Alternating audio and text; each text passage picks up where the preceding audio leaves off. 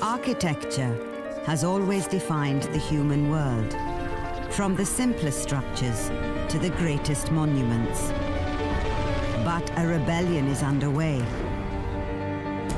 led by a new breed of architect that puts people before icons. Architects using the tools of their trade to restructure their surroundings and redefine their profession.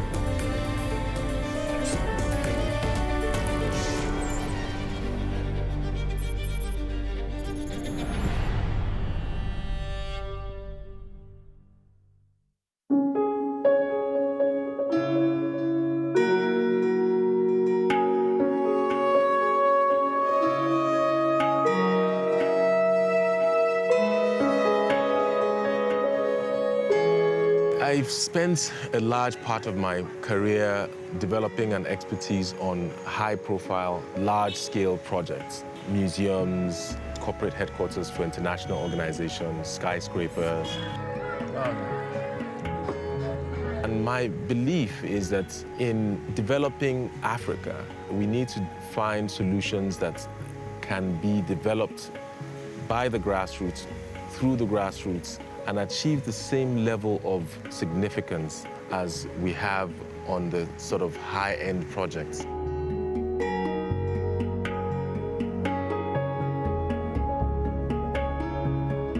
Makoko is a very extreme and powerful example of urbanization in Africa. It's a community that has almost no roads in the conventional sense, no land, no modern infrastructure, and yet they've been able to develop such a huge community, buildings, you know, restaurants, stores.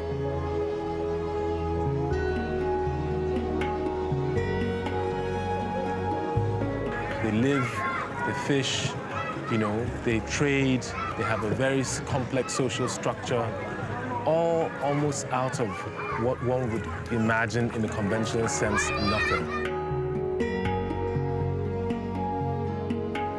For me, it represents a condition of almost maximum urbanization with minimum means.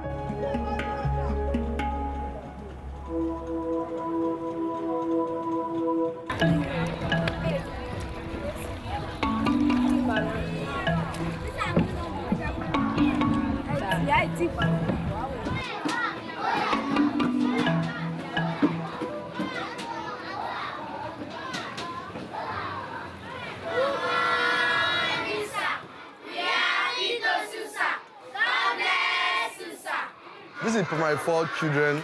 Why here? There are primary 5 children here.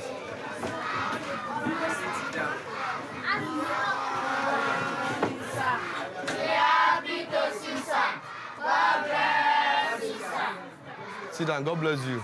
Amen. We have 220 children in the school. Right, there's not enough space in the school, and there are a lot of children that are very sad, which we can't accommodate because of the space. We are also appealing to all private individuals and even the government, Lagos government, to come to assist this community.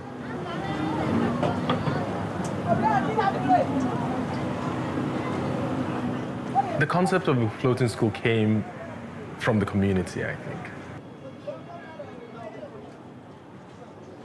We were simply trying to solve very basic problems that I had experienced, and those issues were issues of flooding, the difficulty in building large structures within very marshy and muddy soil under the ground.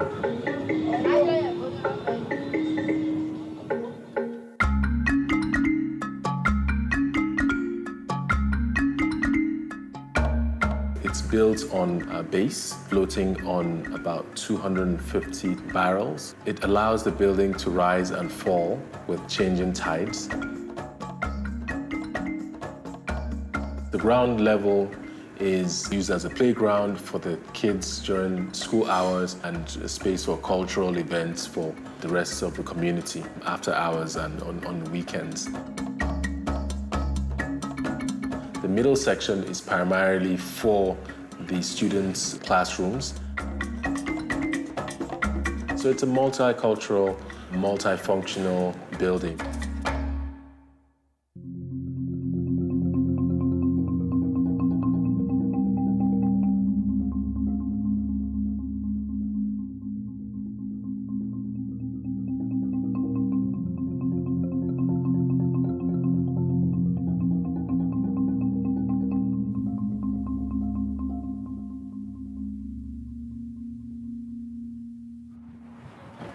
Quite a bit of repair work to do.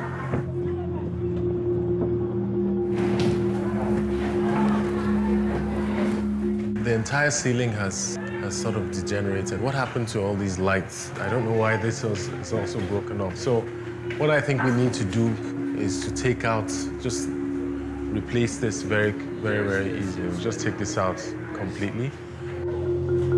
The louvers on the window should also be replaced.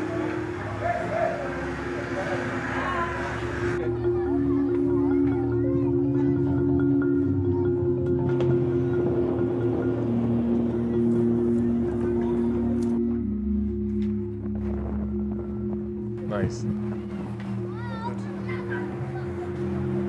It's good. Good.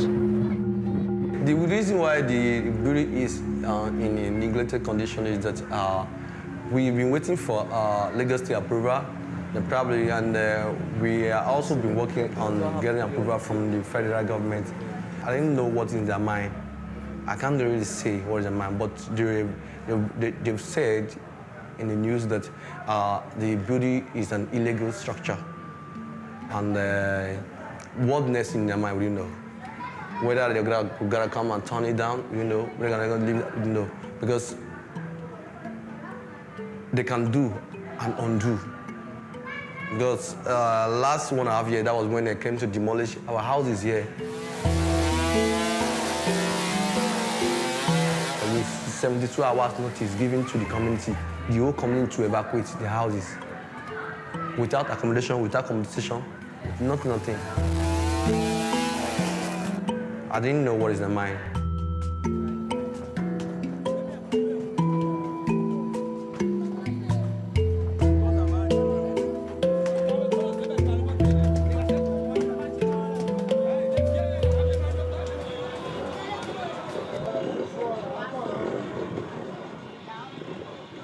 There are hundreds and if not thousands of makokos all over Africa. We cannot simply displace this population. I think it's important to think about how to, in fact, develop them, how to create enabling environments for them to thrive, to improve the sanitation conditions, to provide the infrastructure, to provide schools, hospitals, to make it a healthy place.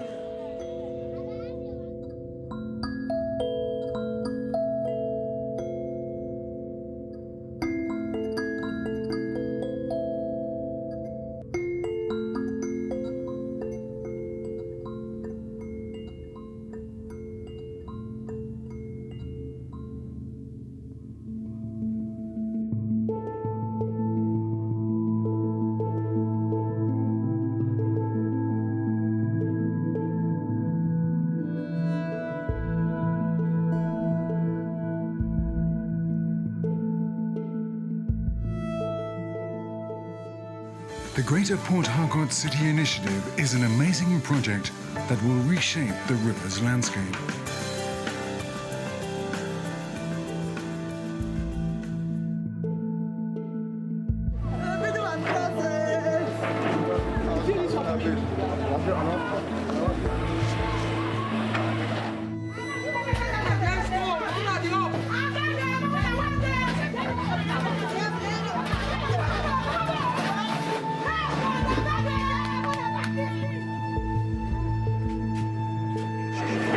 Are they looking at us?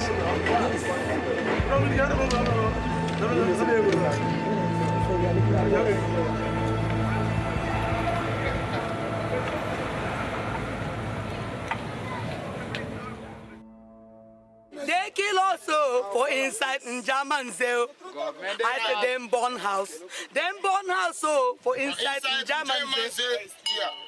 I say they kill us oh, for inside in German They make us homeless. I say they make us homeless. They make us homeless for inside our own land.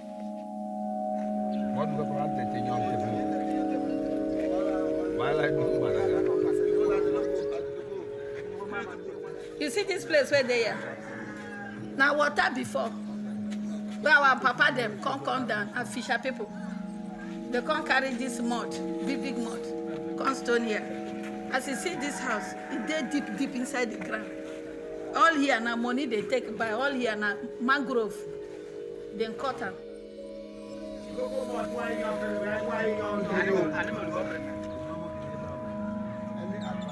This place where you see so, now here they born me. Now here, my mama and my papa marry, stay, born me. And here she died, we carry her go that way, go bury her. If they want a development here, they have to partner with the people who owns the place. You want to take me out of my place, you won't let me know, you won't discuss with me, you won't tell me what exactly you want to do in my place. We are not in war front. This is a democracy. There is nothing like power there. You have to discuss with people amicably. That is what democracy speaks. The governments are faced with pressures of urbanization and development, and communities like this that are underprivileged and have no infrastructure, they are one of the first affected because the government wants change.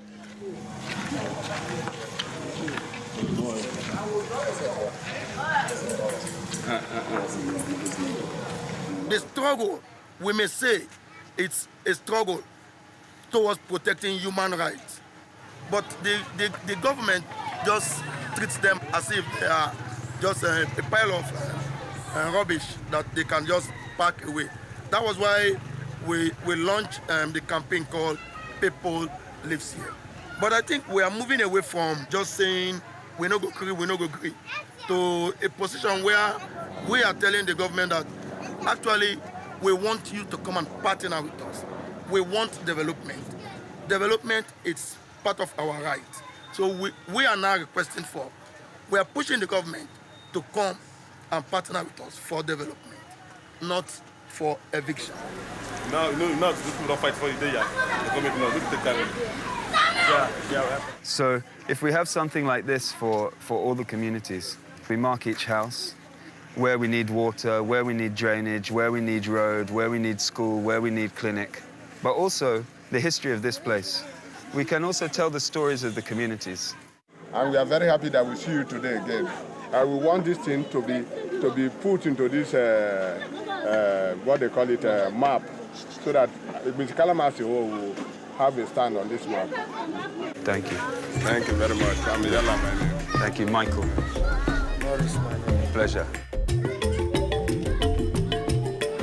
If we're able to demonstrate that within such communities you can actually create change through themselves, with their own assets, with their own resources, I think we may also be able to change perception in a positive way.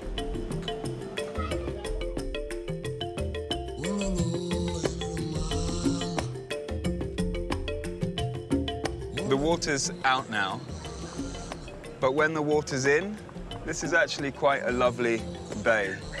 And when we first started, we used to look at this bay when we had decided that we were going to build a community media center.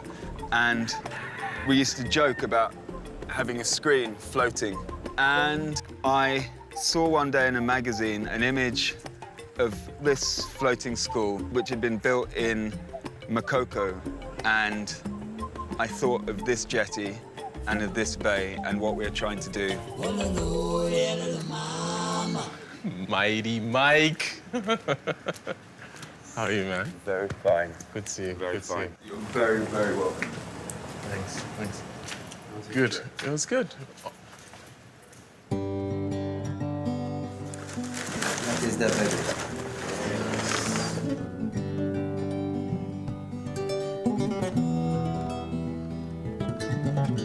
We had several questions about where the community would like the building to be located. And due to the historic interests of the community as a fishing community, and perhaps just out of their own aspiration, what they imagine their future to be, the consensus was that they wanted something both on land and water. So that definitely influenced the concept as you see it, like that, you know, it's almost an amphibious structure in that regard.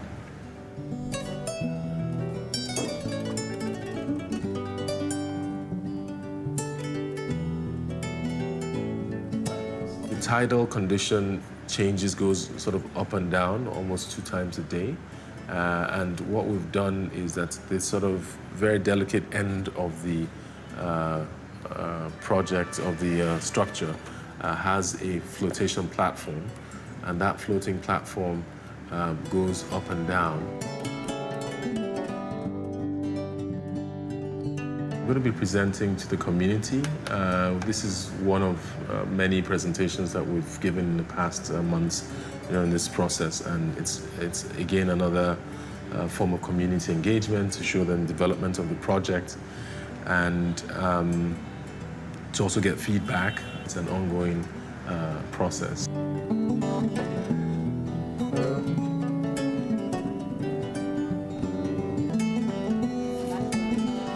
The building is in alignment with this jetty, and it will come up like that. It is 10 meters wide, very big. So I would say the end of it probably would reach somewhere around, careful. The end of it would reach even somewhere here. So this is the part of the vision that we believe that you as a waterfront community should embrace. That it is not about reclaiming more land every time, but it is about using your waterfront for other recreational activities. Yeah, in the future, hopefully you create a place where you can walk around, you can do things. It's a complete waterfront area. Won't you enjoy it?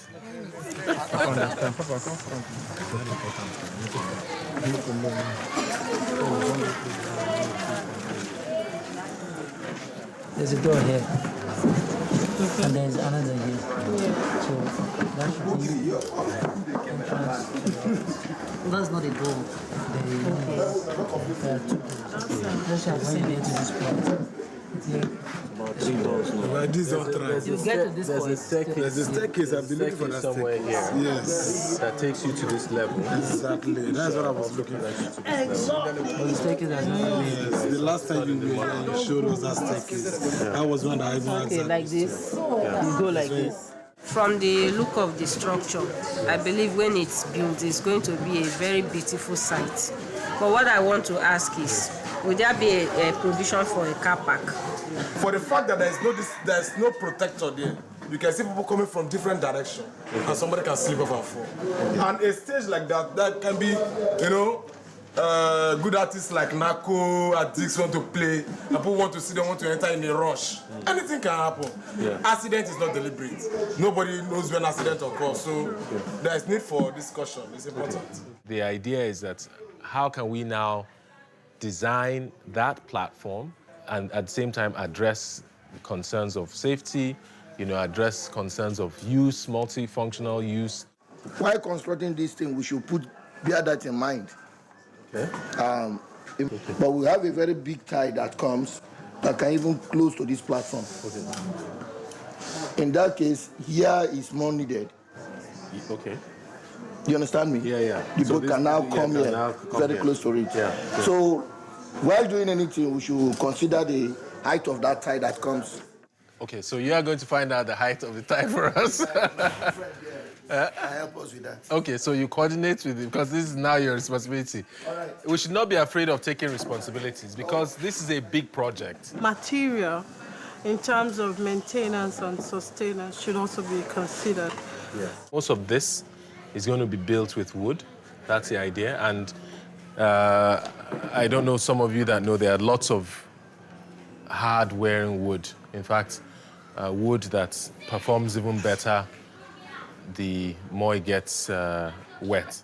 I wonder what will be used for as material for the structure of the studio. This community has a huge amount of intellectual capital, and I see that. And I think for the first time, they will get an opportunity to compose that into a physical structure, move themselves into sort of a new era of change.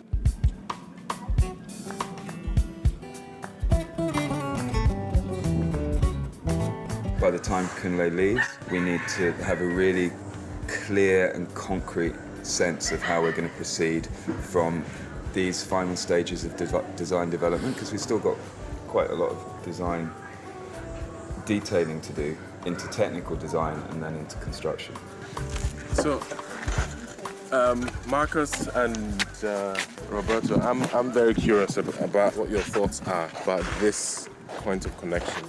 Is this just mass concrete or reinforced concrete? It's reinforced. Yeah. Are you suggesting that we can actually put the foot of this structure on top of this? For me, I think. Look at the piles there. Yeah. It's driven down. It's a cap on top of the piles, and then they have this. But it's like, it's now 22 years old. It is strong, but I will never agree put on top to this before I see the without seeing the design. I prefer we form our own foundation. Sure.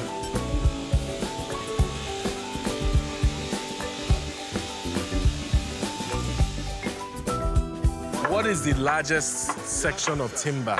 The largest. The deepest that you can get for us, and longest? We have 9 inches. 9 inches. But 18 is the longest you can get? 18 is the longest. 18. Okay. All the longest is 18.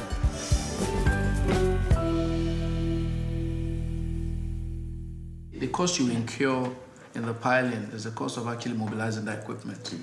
So once the equipment is on site, you better do as much piles as you can to maximize them bringing that kind of equipment to site in the first instance. The building geometry needs to be a bit more resolved, and I'm not really visually satisfied with what's going on now. Just a realized structure. So it's actually taking wind.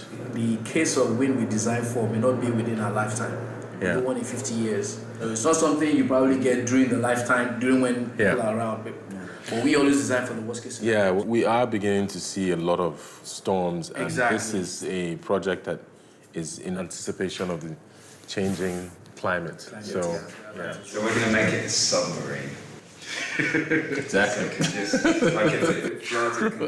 slide it.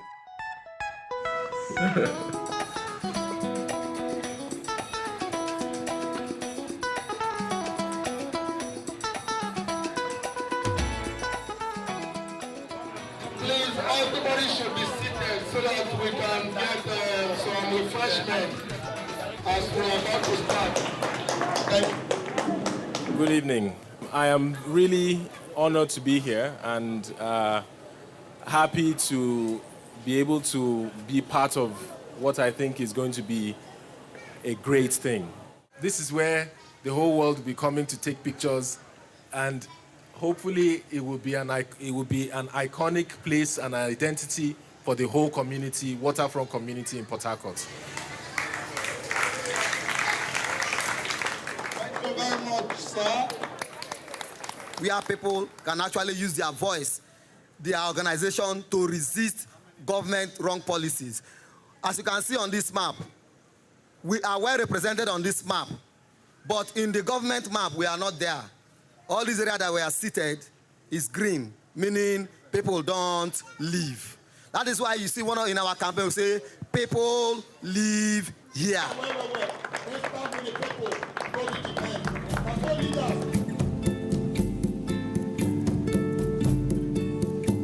My work embodies, at least 3 important values. One is that it solves a problem.